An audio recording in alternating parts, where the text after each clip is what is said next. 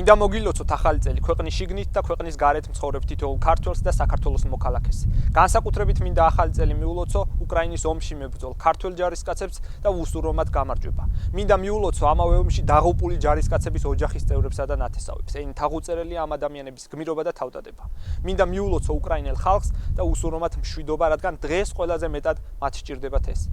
ახალ წელს ვილოცავ ყველა იმ ადამიანს, რომელიც ამ წუთებშიც კი ქუჩაშია და იბრძვის არსებობისთვის. ვილოცავ იმ მოქალაქეებს, რომლებიც დღესაც კი ემიგრაციის გზას ადგანან, რადგან საკუთარმა ქვეყანამ ვერ შესთავაზა მათ მინიმალური საარსებო პირობები. ვილოცავ ყველა იმედდაკარგულ, სასოწარკვეთილ და გულგატეხილ ადამიანს, რომელთაც სამართლიანად აქვთ უკიდურესი უნდობლობა ქართული სახელმწიფოს მიმართ.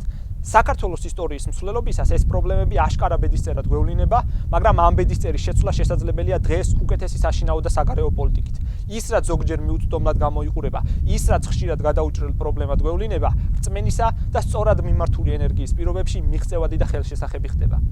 საქართველოს თავზე დღეს დიდი კითხვის ნიშანია და ამ კითხვის ნიშანს პასუხისგაცემა სჭირდება. ამ პასუხზეა დამოკიდებული თუ როგორი იქნება 2023 და შემდეგი წლები თითოეული ჩვენგანისთვის. მინდა ახალ წელს გისურვოთ თქვენი ცხოვრების გადაფასება, კარგის ცუდისგან მკაფიოდ გამიჯვნა და მეტი ჩართულობა საქართველოს და მისი თითოეული მოქალაქის უკეთესი მომავლისთვის. გაუმარჯოს თანამედროვე, განვითარებაზე ორიენტირებულ, ჯანსაღ, ენერგიულ და ღირსეულ საქართველოს. გილოცავთ 2023 წელს.